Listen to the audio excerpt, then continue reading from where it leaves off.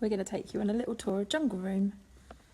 So we've got some stencils and colouring pencils set up for the morning.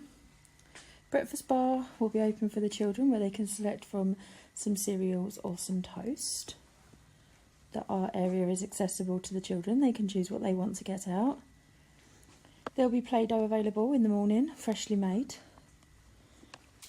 The children have access to tabletop activities, they can select what they would like to do. Small World is set up with a jungle theme. There's some loose parts and other materials for the children to choose from. We have a farm, complete with farm books, so the children can associate with their toys.